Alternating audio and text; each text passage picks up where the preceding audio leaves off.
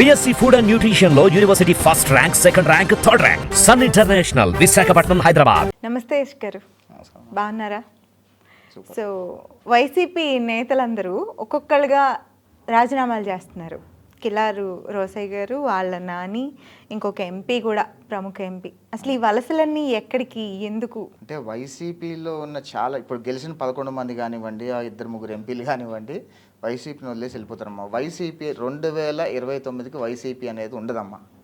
జగన్మోహన్ రెడ్డి అనే వ్యక్తి, ఆయన మైండ్ సెట్, ఆయన ఏ రకంగా అయితే పచ్చి అబద్ధాలు మాట్లాడుతున్నాడు, రాష్ట్రంలో పెట్టుబడులు రావద్దు అని చెప్తున్నాడు. అంటే పెట్టుబడులు ఎవరైతే వస్తున్నారో మీరు ఇక్కడ పెట్టుబడులు పెట్టద్దు అని చెప్తున్న విధానము వైసీపీ ఎంపీలకి, ఎమ్మెల్యేలు కూడా నచ్చట్లా. అది అంటే జగన్మోహన్ రెడ్డి మైండ్ సెట్ ఎంత దారుణంగా ఉంది అనే విషయం పట్ల వాళ్ళ ఎమ్మెల్యేలు కూడా అర్థమయ్యి, ఇలాంటి దరిద్రుడితోనా మనం ఉండేది, ఇలాంటి దరిద్రమైన పార్టీలోనా మనం ఉంది అనేది వాళ్ళ రియలైజేషన్ వచ్చి ఆఖరికి ఉన్న 11 మంది కూడా రేపు మాపు ఏ బీజేపీలోనో లేదా ఏ జనసేనలోనో చేరిపోతారు. ఖచ్చితంగా జగన్మోహన్ రెడ్డి పార్టీ ఆఖరికి కాంగ్రెస్లో విలీనం చేసుకునే పరిస్థితికి వచ్చేస్తుంది. ఇంతకు ముందు అసెంబ్లీలో చంద్రబాబు నాయుడు గారిని బెదిరిస్తూ ఇంకొంతమంది ఎమ్మెల్యేలని ఇట్లాగానంటే నీకు ప్రతిపక్ష హోదా ఉండదు అని అన్నాడు. మరి దీని ఎలా చూడాలి? జగన్మోహన్ రెడ్డి ప్రతిపక్ష హోదా కూడా లేదు కదా. ప్రతిపక్ష హోదా ఇవ్వండి మొరని అడుక్కుంటున్నాడు జగన్మోహన్ రెడ్డి. రాజ్యాంగబద్ధంగా ప్రజలు 11 సీట్లు ఇచ్చి ఒక మూల కూర్చోరా బాబు నువ్వు అని చెప్తే, లేదు నాకు ప్రతిపక్ష హోదా ఇవ్వండి అని అడుక్కునే స్థాయికి జగన్మోహన్ రెడ్డి వచ్చేసాడు. అంటే రేపు 2029కి వైఎస్ఆర్ కాంగ్రెస్ పార్టీ క్లోజ్ అయిపోద్ది. అసలు జగన్మోహన్ రెడ్డి పరిస్థితి ఏంటో నేను క్లుప్తంగా చెప్తానమ్మా. 2029కి వైఎస్ఆర్ కాంగ్రెస్ పార్టీ క్లోజ్ అయిపోద్ది. 2029లో పైన కాంగ్రెస్ అంటే సెంట్రల్లో కాంగ్రెస్ గెలిస్తే ఖచ్చితంగా వైఎస్ఆర్ కాంగ్రెస్ పార్టీని తీసుకెళ్ళి కాంగ్రెస్లో కలిపేస్తాడు. అప్పుడు షర్మిల ఆల్రెడీ ఇప్పుడు కాంగ్రెస్కి అధ్యక్షురాలుగా ఉంది. ఖచ్చితంగా ఒప్పుకోదు జగన్మోహన్ రెడ్డి వస్తాడంటే. సో జగన్మోహన్ రెడ్డి ఆయన కేసుల నుంచి బయటపడటం కోసం వైఎస్ఆర్ కాంగ్రెస్ పార్టీని తీసుకెళ్ళి కాంగ్రెస్లో కలిపేస్తాడు. అప్పుడు కాంగ్రెస్ వాళ్ళతో ఏం లాలూచి చేస్తారంటే, నాకు మీద కేసులు ఉన్నాయి కదా, కొద్ది కేసులు తాత్సారం చేయండి, తద్వారా నా పార్టీని కాంగ్రెస్లో కలిపేస్తాను, నాకు పార్టీ అవసరం లేదని చెప్పేసి రాజకీయాల నుంచి తప్పుకొని కేసుల కోసము ఆయన పార్టీని తీసుకెళ్ళి కాంగ్రెస్లో కలుపుతాడు. ఇది జరగబోయేది. కాంగ్రెస్ వాళ్ళు సంసిద్ధంగా ఉన్నారా కలుపుకోవడానికి? అంటే ఇప్పుడు కాంగ్రెస్ ఆంధ్రప్రదేశ్ రాష్ట్రంలో చచ్చిపోయి ఉంది. కాంగ్రెస్ బతకాలి అంటే కనీసం ఇప్పుడున్న వైఎస్ఆర్ కాంగ్రెస్ పార్టీని, ఉగ్రవాది పార్టీని సపోర్ట్ చేస్తున్న కొంతమంది ఎవరైతే ఉన్నారో వాళ్ళైనా కాంగ్రెస్ పార్టీకి వస్తే కొంచెం లెగుస్తుంది కదా అనే విషయం. 39% ఓటు బ్యాంక్ కోసం దట్స్ వాట్ ఇట్ ఈస్. వాళ్ళు కాంగ్రెస్ వాళ్ళకి ఏదో ఒక రకంగా వాళ్ళు లెగవాలనుకుంటున్నారు కాబట్టి వైసీపీ వాళ్ళని కలుపుకుంటే కనీసం ఒక 30%, 35% అని వస్తుంది కదా అనే ఉద్దేశంతో కలుపుకుంటారని నేను అనుకుంటున్నా. ఎందుకంటే బీజేపీ ఖచ్చితంగా రానివ్వదు వాళ్ళని.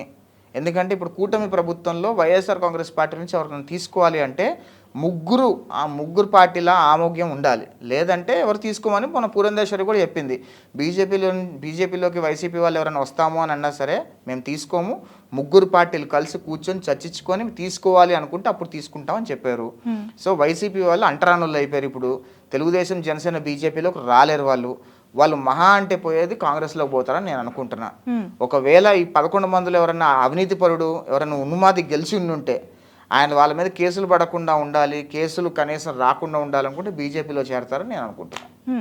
సరే, ఇప్పుడు కొంతమంది ఎమ్మెల్యేలు బయటకు వచ్చారు, వాళ్ళు వేరే పార్టీల్లోకి వెళ్ళిపోతారు, మరి లేకపోతే దీన్ని వదిలేసుకున్నారు, అది పక్కన పెడితే బాగా పేరు మోసిన ఎమ్మెల్యేలు కొంతమంది ఉన్నారు.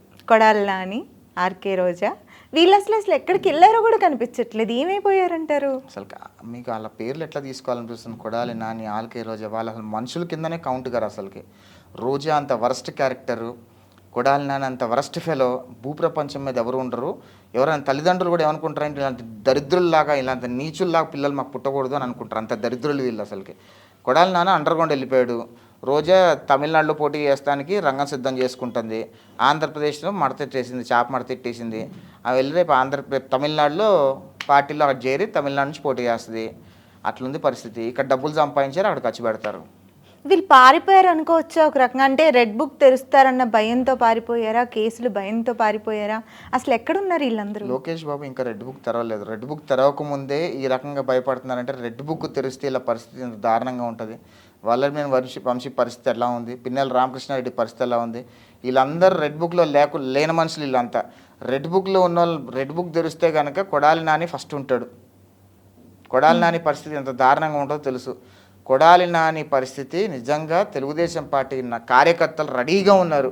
గుడ్డలు ఊడదీసి రోడ్డు మీద గుండు కొట్టించి గాడిద మీద కూర్చోబెట్టి ఊరేగించడానికి తెలుగుదేశం పార్టీ కార్యకర్తలు రెడీగా ఉన్నారు కొడాలి నాన్ని. కాకపోతే చంద్రబాబు నాయుడు గారు సభ్యత సంస్కారము మాకు పార్టీ ఒక లైన్ ఉంది అని అంటారు కాబట్టి తెలుగుదేశం పార్టీ కార్యకర్తలు ఆగి ఉన్నారు. లేదంటే ఈ పార్టీ కొడాలి నాని గుండు కొట్టేసేవాళ్ళు వాళ్ళంతా. మీరు ఇందాక చెప్పారు జగన్మోహన్ రెడ్డి ప్రతిపక్ష హోదా కోసం అడుక్కుంటున్నాడు అని. ఎందుకు అలా అరువులు చేస్తున్నాడు? ఎందుకంటే జగన్మోహన్ రెడ్డికి ప్రాణభయం ఉంది. ఎందుకు భయం ఉందంటే ఆయన చేసిన అవినీతి, ఆయన చేసిన అరాచకాలు, వాళ్ళ బాబు హెలికాప్టర్లో పోయాడు కదా క్రాష్లో, అలానే పోతాడేమో అని భయపడుతున్నాడు. ఎందుకంటే అన్ని అరాచకాలు చేశాడు, అన్ని తప్పులు చేశాడు, ఎంత మారణహోమం సృష్టించాడు, ఎంతమంది ఆడవాళ్ళు ఉసురు పోసుకున్నాడు, ఎంతమంది పసిపిల్లలు ఉసురు పోసుకున్నాడు జగన్మోహన్ రెడ్డి, ఎంతమంది రాష్ట్ర ప్రజలు ఉసురు పోసుకున్నాడు జగన్మోహన్ రెడ్డి, రాష్ట్రాన్ని ఏ రకంగా సర్వనాశనం చేశాడు. ఈరోజు రాష్ట్రంలో జగన్మోహన్ రెడ్డి అనేవాడు మా రాష్ట్రంలో ఎందుకు పుట్టాడురా బాబు అని రాష్ట్ర ప్రజలు అనుకునే స్థాయికి వచ్చారు. నేను ఎప్పుడు చెప్తూ ఉంటా, జగన్మోహన్ రెడ్డి అనేవాడు 1000 ఉగ్రవాదులు ఎంత భయంకరమో జగన్మోహన్ రెడ్డి ఒక్కడే అంత భయంకరం. అంత భయంకరంగా గత 5 సంవత్సరాలు రాష్ట్రాన్ని సమూలంగా సర్వనాశనం చేసి రాష్ట్ర బ్రాండ్ ఇమేజ్ మొత్తానికి తాకట్టు పెట్టేసి రాష్ట్రానికి పెట్టుబడి రాకుండా చేసేసాడు. ప్రజలు ఓడించి ప్రతిపక్ష హోదా కూడా ఇవ్వకుండా ఒక 11 సీట్లు ఇచ్చి మూల కూర్చోబెట్టినా రాష్ట్రంలో పెట్టుబడిదారులు ఎవరైతే వస్తున్నారో వాళ్ళందరికీ కూడా విషప్రచారం చేసి రాష్ట్రంలో జరిగిపోతుందని భయభ్రాంతులకు గురి చేసే ప్రయత్నం చేసి ఏదో తిమ్మిన్ బొమ్మిన్ చేసే ప్రయత్నం చేస్తున్నాడు. జగన్మోహన్ రెడ్డి అనే వ్యక్తి ఎంత నీచుడు, ఎంత భయంకరమైన వ్యక్తో ఆంధ్రప్రదేశ్ రాష్ట్ర ప్రజలు గమనించారు అని నేను గట్టిగా నమ్ముతున్నా. దాని ద్వారానే 11 సీట్లు వచ్చాయని నేను అనుకుంటున్నా. అంటే రియలైజేషన్తో భయపడుతున్నాడా? నేను తప్పులు చేశాను, నా కర్మ ఫలితం వస్తుంది అనుకుంటున్నాడా? లేక మా నాన్నది సహజం, అంటే అది సహజ మరణమే యాక్సిడెంట్లుగా జరిగిందని అది చెప్పారు, కానీ అతను నమ్మకం లేకపోవడం వల్ల, లేక బాబాయ్ హత్య జరిగింది నెక్స్ట్ నేను కూడా అలాగే పోతానన్న భయంతోనూ భయపడుతున్నాడా? జగన్మోహన్ రెడ్డి చావు ఎంత భయంకరంగా ఉంటుందనే విషయం పట్ల జగన్మోహన్ రెడ్డి క్లారిటీ ఉంది. ఎన్ని పాపాలు చేశాడు, ఎంత భయంకరం, బహుశా భూప్రపంచం మీద ఏ మానవుడు కూడా చేయనని పాపాలు జగన్మోహన్ రెడ్డి చేశాడు. ఎంతమంది ఉసురు రైతులు ఉసురులు పోసుకున్నాడు, చిన్నపిల్లలు ఉసురు పోసుకున్నాడు, వృద్ధులు ఉసురులు పోసుకున్నాడు, రాష్ట్రంలో ప్రజలు ఉసురు పోసుకున్నాడు, ప్రతిపక్ష పార్టీ కార్యకర్తల నాయకులు ఉసురు పోసుకున్నాడు. 1600 మందిని అడ్డంగా నరికి చంపేశాడు జగన్మోహన్ రెడ్డి. వాళ్ళ ఉసురు మామూలుగా పోద్దా? మేమేమీ చేయకుండా మేము జగన్మోహన్ రెడ్డి చేసిన అరాచకాలు రాష్ట్ర వ్యాప్తంగా ఉన్న ప్రజలకి చైతన్యపరిచే ప్రయత్నం చేస్తుంటే మాలాంటి వాళ్ళ మీద దొంగ కేసులు పెట్టాడు. మా ఉసురు ఊరికే పోతుందా? ఖచ్చితంగా జగన్మోహన్ రెడ్డి చావు ఎంత భయంకరంగా ఉండబోతుందో జగన్మోహన్ రెడ్డి ఒక క్లారిటీ ఉంది. అందుకని ఇప్పుడు ప్రొటెక్షన్ ఏదైనా ఉంటే కనుక, ఏదైనా అవుతే కనుక రాష్ట్ర ప్రభుత్వం తోసేయచ్చు అనే ఒక నీచమైన కుట్ర. ఎందుకంటే బాబాయిని ఇంత దారుణంగా చంపేశారో మనం చూసాం. కోడికత్తి డ్రామా ఏ రకంగా ఆడాడు చూసాం, గులికర ఏ రకంగా చూసాం, మొన్న ఎలక్షన్ల కోసం కార్యకర్తలను ఏ రకంగా బలి తీసుకున్నాడో మనం చూసాము. ఇన్ని పాపాలు చేసినోడికి సావు ఏ రకంగా ఉంటుందో ఆయనకు క్లారిటీ ఉంటుంది కదమ్మా. కర్మ విల్ హిట్ బ్యాక్ కదా. డెఫినెట్గా జగన్మోహన్ రెడ్డి కర్మ ఎంత భయంకరంగా హిట్ అవ్వబోతుందో జగన్మోహన్ రెడ్డి కూడా తెలుసని నేను అనుకుంటున్నాను.